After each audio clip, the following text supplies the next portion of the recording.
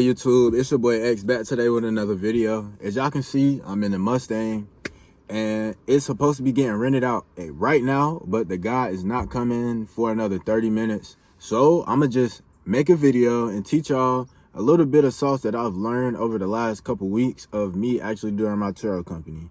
So when I first started Turo, I was wanting to pay cash for all my cars, but I really did research and I learned that if I invest my cash into my credit, then I can just go use my credit and then I can leverage my credit to get as many cars as I want to under my business name. And yeah, I can just go and get 15 cars next month if I want to, $0 down, because I built my credit and now I have good enough business credit and personal credit to go get whatever the fuck I want. So yeah. And also I want to teach y'all another thing, bro. Just because you have access to the credit don't mean you need to use it. So if you get approved for a $50,000 auto loan, but your goal is to rent it out on Turo and receive the most cash flow that you can every single month, you don't want to just go get a car that's $50,000 because you got approved for that limit. You want to do your numbers, bro. You got to break that shit down. You got to go see what the market is offering. You can see where you fit in, what you want to do. So if you are living in a rural area and you trying to rent out the most expensive cars and people in your town only make $30,000 income every single year, that's not really the best bet. Now, of course, there are always people who go to that city who really have money, but you need to look at your target market, see what you can offer, and see what is not there and offer that. So what I did was I noticed that there are not a lot of economy cars and there's not really that many sports cars. But in my city or wherever I'm at right now, there are a lot of high income nearby surrounding areas. So cities around me have multiple millions of dollars in income. So it really doesn't matter what car I get because I'm also near a college town. So all the people who come in from college can get the econ cars. So that's where I'm kind of starting out right now. The economy cars and then sports cars on the weekends. So that's why I got the Mustang. That's not why I got the Mustang. I'm lying. I got the Mustang because I went to the dealership and I wanted a car that I could just start making content with. And that's why I got the Mustang. But then I put it on Turo afterwards, which I should have done my numbers before I went to the dealership. Don't do what I did. I didn't do no homework before I went to the dealership before I got this Mustang. And that was the worst decision I could have possibly made. Even my payments on my car are high. I went to the dealership and I let them run my credit. So now I have 7 hard inquiries. Yeah, I should not have done that. This is exactly what I would do next. My next time I get a car, this is exactly what I'm going to do. I'm going to use my actual credit, right? So you can use your real credit. So I built my credit up. I have like a 700 credit score. It's not the best. It's not the worst.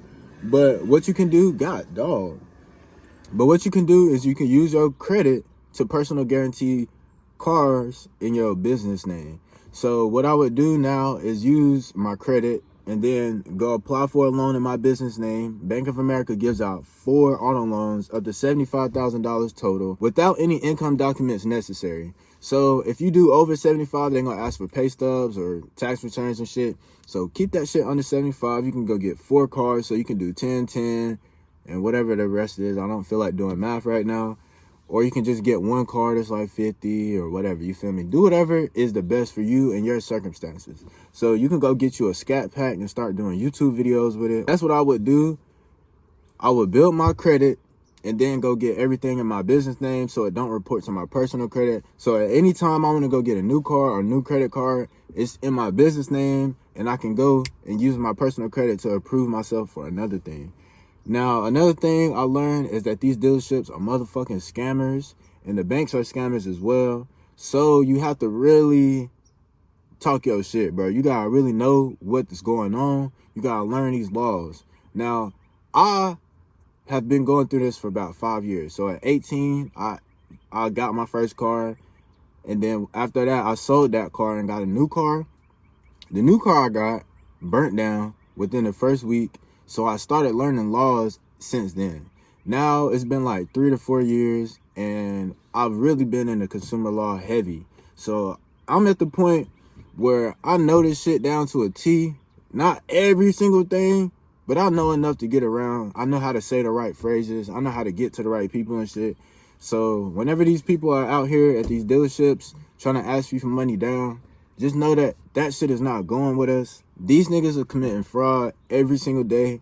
And at this point, I'm going to start taking their ass to arbitration, and I'm going to tell these niggas like, yo, I understand all the things that you are saying, but you have been committing fraud. Therefore, the contract that we signed is void. These niggas are saying that they're giving us a loan. It's not a loan. It's an installment contract that we signed between us and the bank. So that's just like self-lender or any of these things. Self-lender doesn't give you a car. So what that means is they sign an installment contract, and then they tell you it's a loan, that you owe them money, but it's not. And they give you a car, but you pay for that car every single month, not knowing that it's a gift. They gave you the car for you providing them your social security number, your name, your date of birth, and all that information. Go learn your consumer laws, bro, because whenever you operating with your social security number, you are protected under the Consumer Finance Protection Bureau, and they are the government agency who is over everything dealing with your credit. So 9 times out of 10, if you go to a bank and you get a loan, it's a fraudulent loan, and you have to say the right words and talk to the right people so that you can get your car for free. And that's what I'm doing right now. If you want to learn how to do this, you can keep watching these videos, because I'm pretty sure I'm going to just keep on dropping the videos. I ain't even going to charge everybody $10 million to learn this shit. But, you feel me? You got to take the time to watch these videos. You got to also go do your own research too. So don't just take everything I say at face value. Go read what I said and go look up. Yeah, go type into Google. Go type in all these research. Go do your research, basically what I'm saying. I'm saying this shit, but the only way you'll really understand it is if you go do your own research and you read it. I could be telling you directly how it is, but you won't understand it until you understand this, this, and this.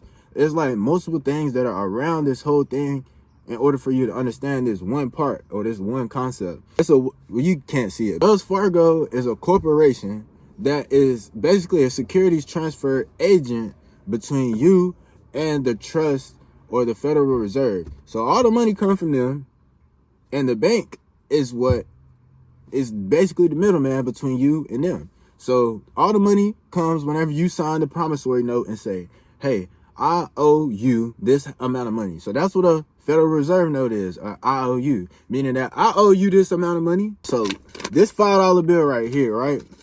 Let's use this for an example. Say if I go to the gas station and I want to buy some Skittles with this. What this means is I owe you the amount on this dollar bill. If you pick this $5 bill up off the ground and you hand it to the bank owes you $5. So they put $5 in your bank account and says you can go spend this wherever you want. None of this shit is real. This is a credit, meaning that I owe you. I haven't really paid you shit. I just gave it to you. But when you're dealing with your credit, you go and type, or you sign an application, and that is the IOU, meaning that this is the amount of money that I'm giving you to the bank, right? This is how auto loan works. You sign a promissory note with your social security number and all that. This is why it's under consumer protection, because you're using your consumer information. So the bank takes a promissory note, gives it to the Federal Reserve. The Federal Reserve writes a check to the dealership in your name. It doesn't have nothing to do with the bank. But what the bank does is they take that check and give it to you or the dealership, and they tell you that you got to pay them back every single month for the money they just gave you, even though the money came out of your fucking name. So whenever you go look at your auto loan documents, you're going to see on there that the title is in your name and that the lien holder is the bank, right? Why the fuck does the bank have a lien on a car that's registered in your name that you pay taxes for and that you already own and is registered, you driving it, everything, but it's a lien on it? What I want you to do is go to your Secretary of State website in your city.